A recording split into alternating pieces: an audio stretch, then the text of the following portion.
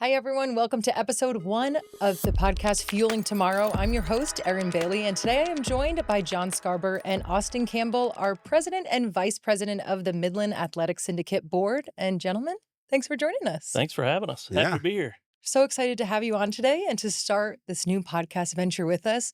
We are here to talk about the Midland Athletic Syndicate, which we'll get into it a little bit later, but Diamondback is the naming sponsor, so we'll release that name in a bit. But Austin, talk to me first about what you do for the board Sure. and what you do outside of it. Yeah. So for the board, I'm president of the board, and this organization was started kind of mid January 2023 with the idea of bringing a top notch athletic facility here to Midland. It really, John and I and a bunch of other guys and gals from Midland have daughters that have club volleyball teams. We travel a bunch, and we all wound up in Abilene for a large tournament. We walked into this amazing facility, looked around. It just had a great feel to it. And we all looked at each other at the end of the day when we were playing each other's team in Abilene and said, man, this is kind of silly. Why are we doing this here? Why don't we do it in Midland? So very quickly after that, John and I got in touch with each other. We got organized in a pretty big way really quick and formed the Midland Athletic Syndicate. We're a 501c3 nonprofit to tackle this incredible facility that we're going to build here in Midland. And John, talk to us about how you and Austin, how that conversation initially started. Did you guys just text each Yeah. other? And were like, Well, I mean, just kind of like what he said, it just a normal conversation between a couple friends and it's the same, I've kind of been down that road a little bit and it's always why don't we have this or why don't we have that? And we're like, well, let's just kind of go figure out how to do that and let's do that. And that's what we did. With some mutual connections out that way and really just things aligning to make it work. It's really amazing how it all came together. But yeah, very, very strong support very early. And, once we kind of got into the project now, we'll speak on that probably a little later, but pretty amazing that it's turned into more than just kind of a club concept now and what it's going to actually, what we feel like it's going to do for the community. So it's been real fun, real exciting to kind of get behind. And as this thing keeps building momentum, just kind of to see where it's going to go it's real exciting. And you guys literally hit the ground running with this process. To talk me through the last year and what has that been like for you? And especially now seeing it really start to come to fruition. Yeah, so I just think gathering community support with your big family foundations here in town, some of our large EMP companies, Diamondback being one of our large sponsors, uh, all not coming from that world, nonprofit, going out and raising money for a project like that, like it's really been incredible to see how excited people get, how many dollars are available for this community for projects like this. Hmm. I feel like if you can get organized, you can be passionate about it. You can raise the dollars to make it happen, and that was probably the most unique part about this experience so far for me. Yeah. No, I mean, it's amazing the support. Like, really, I mean, within one or two phone calls and the first couple donors, we were nearly halfway there. And that's impressive. And that just shows kind of the direction Midland's trying to go and, investing back into the city and just what's kind of coming back into it. So there's a lot of motivated people that are living here that want to see Midland do well. And I think we Yeah. saw that firsthand. And both of us, I mean, we're not tied into that world, but to see the generosity and just like, yeah, hey, here, y'all go build that thing. And it's pretty impressive. I mean, I don't know if there's another community out there that can do that, Hmm. but Midland's kind of known for that, and just the people here. So I don't know. It's been exciting, and the speed that it's come about. I mean, even from us getting our 501c3 to just the local bank coming wanting to be involved. Like all the things that have happened. The board getting put together. I Hmm. mean it just started really as a group text, and now here we are, and we're, a couple months away from breaking ground. And I serve on the board with you guys, You do, which Yes. has been so fun. and a pleasure to have you on. Of c Thanks, Austin. The Midland Athletic Syndicate was one of our capital campaigns for last year, so we did come in at $7.5 million. And I'll kind of rearrange the questions, but we are so excited to announce, and you guys obviously know that this is going to be called the Diamondback Energy Athletic Complex. Absolutely. And now let's talk about what that is going to entail. We're going to have 12 full-size basketball courts, no, volleyball courts, 6 basketball courts, and then Austin, touch on what else we're going to have in there. Yeah, so on the north side of our facility, we're going to have a kind of flex space, but it's going to be built out for a 6v6 indoor soccer arena, and right next to it's going to be a little smaller flex space where you could do like a 4v4 indoor soccer. You could do flag football on the larger one. So really, it's a space that we're going to be able to do a lot of things. And back to on the basketball side and the volleyball side, like we could do pickleball, we could have futsal tournaments, we could have dance and cheerleading competitions. Like we're not just pigeonholed into one aspect being volleyball, basketball on that. We could do a lot of different things. I mean, it's over 100,000 square feet heated and cooled facility. So it's going to be kind of a one of a kind deal. Yeah, not just full size courts, but youth courts. So on those 6 basketball Yep. courts, we can turn them into 12 youth basketball That's where my courts. 12 was coming from. Yeah, no, so I mean, we're talking about filling a need here in Midland that's been lacking for a long time, and just gym space alone. And when other nonprofits are having to turn kids away, we hope that we can fill that gap, and where kids aren't getting turned away, and we can serve that community, and the doors open. So Yeah, we don't have memberships. It's an open gym policy. You guys want to come and play. You want to shoot hoops. You want to bump the volleyball around. Show up, and we're going to let you in. yeah. And I think one of the coolest things we need to talk about is just coming from an athlete. I don't have kids yet, but I imagine this is going to be a very exciting feature for all the athletes participating, is where our spectating seating is going to Yeah. be. So, John, do you want to talk Yeah, about no, happy to. And it goes back to the facility in Abilene that we kind of modeled after. And, if you don't mind me saying, it's the Dodge Jones Yeah. Youth Center out there. And they've been great to work with and help. They've got kind of the same mission. But all the spectating and all the fans and parents are upstairs, kind of on a second floor level. So the only people down on the court is the players and then the officials. So basically, there'll be 3 rows of bleachers set up at every court that run alongside the basketball courts. If you just picture 6 courts kind of stacked together, and then so they're off. They're off. Where the kids still feel the energy of the fans, but the noise is going up. The way the Mhm. acoustics work, it's Yep. pretty impressive. I mean, it's a reason this isn't a $10 million building. I mean, Yeah. it's a $35 million project. But we want to build a first class deal. So like the sound, I mean, it's going to put the kids in the game where the coaches can talk to them. Same with the refs. It kind of takes the parents out of the deal, which in today's age, that might not be a terrible thing. And so it's going to have basically a catwalk around the whole upper floor. I mean, if you understand, like Austin said, it's over 100,000 feet of floor. I mean, the whole project's a little close to 115,000 Uh-huh. feet. So you're watching from up high.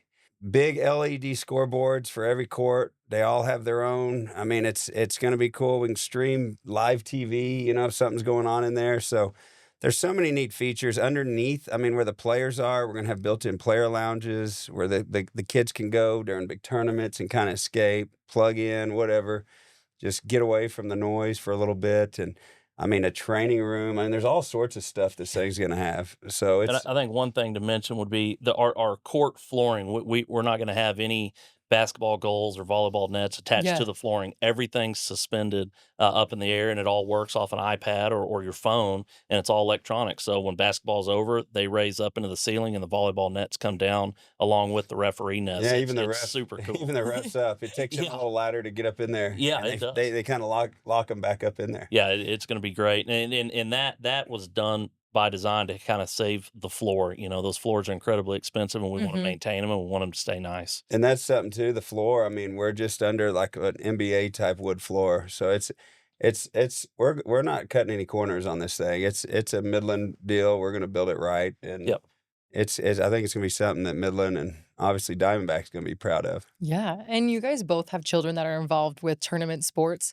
Going to different facilities across Texas and now seeing the renderings and seeing the plans we have for this one, what is it like to see and know that this facility is being built in Midland, and what does that mean for our community? Oh, it's so exciting, and John could speak on this too. But we go to a lot of facilities where you show up and it's just a metal building full of temporary flooring. They pull up lawn chairs or temporary chairs next to those courts, which is, it gets a little hectic, especially I've got younger ones that go to those tournaments with Mhm. us and they're running around. You've got players flying all over the courts into the chairs. Like, Yeah. in my opinion, not always set up the best way, but it's what a lot of Yeah. communities have, and I'm thankful that we get to go to those places. But here in Midland, I'm just excited we're not going to have that again. We're taking the parents, the kids, or the other siblings out of the The game. So distractions, the really. Yeah. distractions, frankly, and really, when you see one of those kids fly into spectators sitting in chairs all the way up next to the court, like I never Yeah. liked that, but I've got one of those that likes to yeah. fly around. Oh, for sure, flying around the court, and it's just not the safest thing. We're remedying that in the space in Midland as they've done in Abilene,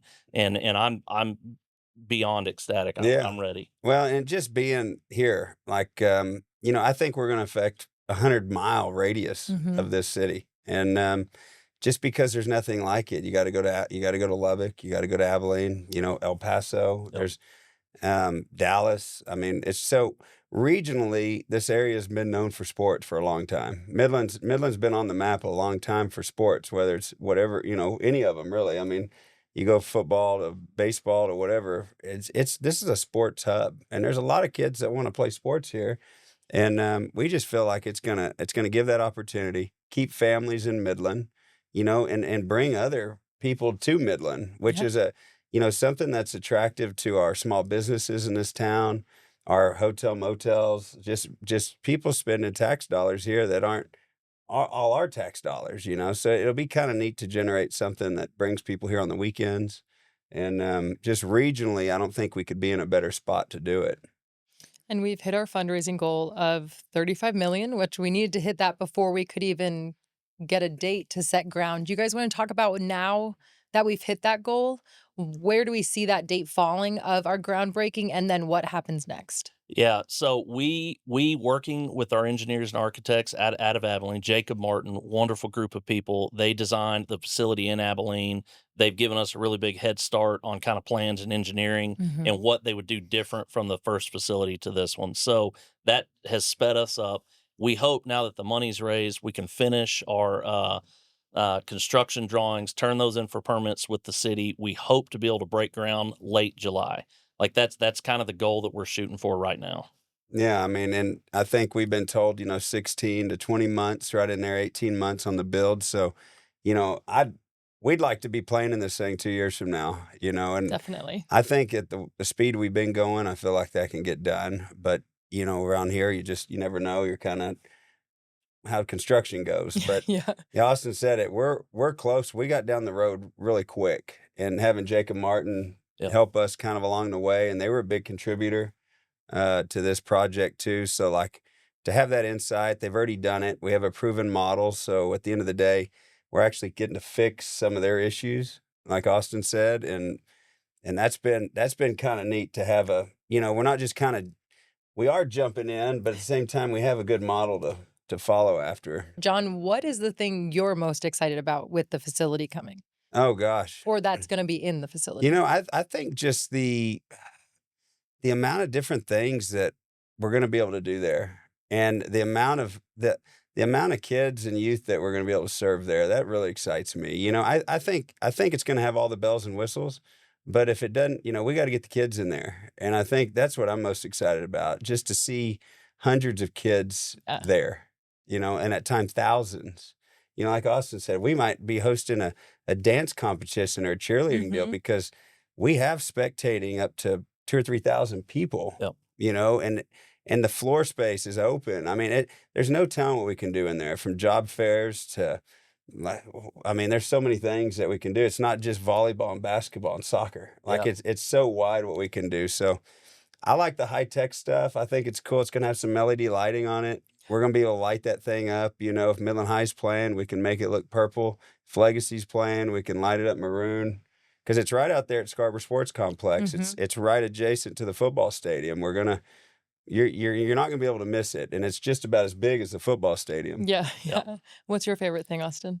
Yeah, I think Several things, seeing all the kids in there and being able to host them in a safe environment, temperature, climate controlled environment, I think is going to be an incredible part of this facility. I mean, really, at the end of the day, that's what this is for. It's for the kids. But on top of that, we're going to have adult leagues that are going to be developed. You're going to have, soccer, basketball, volleyball, futsal. It's just going to be neat, kind of seeing all that come together under one roof. And you touched on it a little bit, but I think the city of Midland should be excited, not just because of the kids we're going to be able to host, but bringing those dollars to Midland. Mhm. Hotel, motel, buying our fuels, eating our food, staying at our hotels. Like it's going to be an incredible windfall for Midland. Yeah, So and I mean, we speak on this a lot, but, like, the average age in Midland being 32, Yes. Midland's getting younger, and so, like, when, like, a Diamondback steps up and invests back into this place, yeah, like, to have these young people coming in, and when the youngest demographic in this town of kids, through the MISD numbers is 0 to 4 years old, that means we're setting a tone for those kids. Like, Mhm. our kids are probably might be out of age, might not even get to play in this thing. Well, Yeah. I'll have a couple, but at the end of the day, we got a 100-year lease or 99 years. 99-year So lease. hopefully, 97 of it, that gym's going to be full. We're going to have that thing built with 2 of those, but that's a long time, way past us. So there's gonna be a lot of Midlanders get to enjoy this, and a lot of kids. Hopefully, we can transform and grow into good humans and Yeah. that contribute to society here in Midland. And that's part of the reason we chose the name of this podcast when we were thinking through what we wanted these episodes to be about is fueling tomorrow, and everything we do for Diamondback, especially with these capital campaigns, is really setting the next generation up for success. And we're excited that we have a 99-year lease on this and that they'll get to enjoy it for a long time. But I think it's just, I'm not even a parent, but it's so exciting for me to think for you guys you're gonna be playing in a tournament and you're like, "Oh, another tournament weekend," but, oh my gosh, we get to wake up in our own bed and drive 10 minutes to get there. That's exactly right. Yeah, That's and probably the best part about it. That's one of the best parts for sure. that is cool, and yeah, because it's 5 or 10 minutes from our houses. I mean, it's easy to get to. We're right off Loop 250. A lot of access points, a lot of parking. A lot of parking. Well, and another part of this we haven't really touched on is the ability for a lot of kids that can't afford to travel and go to these places and these large tournaments. I mean, they're incredibly expensive. Mhm. Just the hotels you're staying at, the fuel, eating out. Yes. Having this here in Midland and going to be able to host these large regional tournaments. I hope we get more of the kids from Midland that want to play on these teams, that want to be a part of these programs, that can't afford it. Hopefully, this gives them the opportunity to do that. We haven't implemented this yet, but we've talked about potentially setting up scholarship programs Mhm.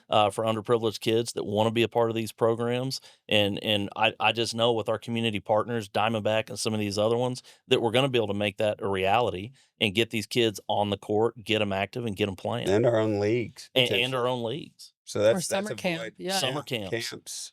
Where are you talking about camps and things like that, and school programs, summer school programs? Yeah, we've talked to a couple other organizations here in town, partnering up with them on summer camps, summer lunch programs for Mhm. at-risk kids. Again, we start talking about this facility and everything that it can do. Like it's It's way endless. more than sports, It's way more Yeah. than sports. which is neat. The community outreach and the amount of people we can, affect is it just keeps getting bigger every time we talk about it Yeah.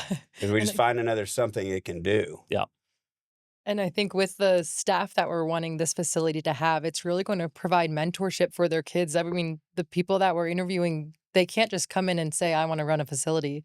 They have to want to get their hands dirty and really That's right. help these kids grow into future leaders for Midland. that's exactly right. And the person we're looking for is somebody that's involved in the community currently or has been involved in the recent past, who's got connections from sports, who's got connections to some of these other groups here in Midland, Boys and Girls, YMCA, MISD. Like those are all the community partners that we can work with to help fill this facility. So this role that we're trying to fill for our director has got to have all those contact points, and it's a hugely important role that we're trying to fill right now. Mhm. So, uh, get ready. I mean, Yeah. And we're we gonna get we an we've incredible had some really good candidates, and it's been exciting to see the kind of high quality people that want this job. yeah, And so we're excited for that too. yeah. And talk to me I'll let you both give your answer, but if there was someone who knows nothing about this facility, they might just see one post or they hear it from a friend. What is the takeaway you want the members of the community to know about the Diamondback Energy Athletic Complex? My one takeaway for them is that this is for you. Like, it's for you, it's for your kids, it's for our community. I mean, this wasn't set up for one group of people It's donated. to be able to use this. It was Yeah. donated. We're No it's tax dollars. no tax dollars. It's nonprofit. Like, we want everybody to come out and enjoy this facility and look at it. That's Yeah, that's what I I mean, tell 'em. I think if because a lot of things in town. Well, how much does it? Are my taxes going up? Whatever. I think it's huge to know that this was privately funded. Mhm. We did have some help with the city on the land lease, but that was just no. It was no different than any other land lease, and but the money came from donors, and that's impressive. Like nobody's out any money except the ones that wanted to give the money, and Yes. Yep. so it's going to be open to the public. And like Austin said, the open door policy is for real. If kids come in there and they can't get it, we're going to find a way to make it happen through different vouchers and programs. So we're excited about it. Yep. I don't know if you can poke a hole in it at this point. We're trying to we want to make it just as good as it can possibly be. It's Yeah. kind of set a standard. This is just one of the steps here in Midland where we're kind of done being stuck. This generation's tired of like Yes. staying where we were, going backwards. Like, we want to go forward. We want to build nice things for our community. We want to have nice places to go, and this is just one of those steps on that path. Yeah, we wanna be a city people want to come to. That's exactly right. Well, you guys as Diamondback, I mean, you've got to go out, you've got to recruit people, and a lot of times when we're looking at those people, some of their first questions are, "What school is my child going to go to?" Mhm. and "What sports are available?" Like those are two of the main questions we get. So Yes. hopefully, with what our school district's doing, we can check that box, and with what we're doing, we check that other box. So we've talked about what sports we'll be able to have at this facility, but now talk about the special amenities, and John, I'll let you start with that. Oh, well, yeah, I mean, we've got a couple just on the first floor alone. When you walk in, you're going to notice probably something a little different. Outside of our offices, you're going to see kind of a more of a convenience store type setup. We're trying to get away from like the traditional concession stand where there's 8 or 9 items and they're all the same ones, from And not Cold healthy. nachos, stale Yeah. hot yeah. dogs. So, maybe bring in some better health conscious foods, but also kind of a convenience store feel, hopefully working here with a local partner, you're going to see where you walk in and you have a variety and you'll feel at home because you shop at these places in Midland. So it's kind of cool to think like that. And then obviously the pro shop next door to it. Yeah, we're gonna have a pro shop right there next door to it, selling Midland Athletic Syndicate branded gear, Mhm. Diamondback Energy Sports Complex branded gear, knee pads for the volleyball, basketballs, volleyballs, All the soccer things they balls, could forget will all be the available. things that you could Tape. forget. Hair ties, which we forget every single Oh, tournament, yeah. are all going to be available there at the facility and marketed by us. So we're And we super can't excited. forget about the patio. I think that's Oh gonna be That especially Midland gets to enjoy that so many months out of the year, yeah. so that is a cool. I mean, that's why when we miss these things. Yeah, upstairs there's a huge patio Mhm. where you're gonna get to go outside. I don't know how many tables are. We got to look at the square footage of this thing, but when you look at the specs, it's big. It's big. It's And gonna be able to host a lot of people yeah, go outside. outside, kind of get out of the gym for a little bit, and you'll be able to eat your food, your lunch, whatever you got, and just hang out. Maybe host parties up there. That's what I was gonna say, it's Rent out the another space. space for a Yeah, venue. it's another space we can rent out. Yeah. Now that we've gone through all of our questions, is there anything else that you guys wanna add about the project or what's to come in the future? We've got some other ideas, so we want to get this one off the ground. We want to Yeah. get it headed in the right track. We want to make it successful, and then we've got some other ideas as it relates to sports here in town that we Mhm. think we can kind of rope into the Midland Athletic Syndicate umbrella to hopefully make easier, kind of a one-stop shop if you're looking for your kid to play sports. Whether it's baseball, football, basketball, soccer, volleyball, you kind of call the syndicate and we can kind of get everything like that way you're not calling a bunch of different organizations. We've talked about it. Nothing off the ground yet, but Yeah. that's Yeah, I think what we've seen with this is kind of a spark. Austin spoke on it about our generation not wanting to sit back and wait, and we're just kind of taking the reins there and saying, "Hey, let's make Midland. the way we want to make it now. Mhm. We waited long enough, and instead of saying, "Hey, why don't we have these things? Let's go out there and get it." And I think that's what you're seeing with the syndicate. I think it's going to open up a lot of doors. We kick around ideas a lot, and I don't think anything's unrealistic. We kind of the can't never could attitude. And I think Midland's a special place for a lot of us here. So we want to see it proceed and progress into the future for those younger generations. So it's exciting to know that. And we're borderline on one of those big cities. I mean, we're hovering around 170,000 people. I mean, we're right there. You hit 200,000, and city all of a sudden becomes self-sustainable, and it's not. I hate to say this, it's not just an oil and gas town. It Yeah. becomes a city, Mhm. and it becomes a more sustainable city where small businesses thrive, they do better, just everything in general. So, like, we're right there. So I feel like we just keep going and just show that it can get done. Yeah. I think when we put a shovel in the ground and this thing starts going up, people are gonna be like, "Wow, we need to build more." Yeah. And, I think that's kind of a testimony to just Midland and just the people in it that wanna go do stuff. Well, wonderful. Guys, thank you so much for joining me Aaron, today. thanks for having us. Thank you. Of course. And everyone, you can follow along on the Midland Athletic Syndicate social pages as well. But on behalf of John, Austen, and myself, that does it for this episode of Fueling Tomorrow.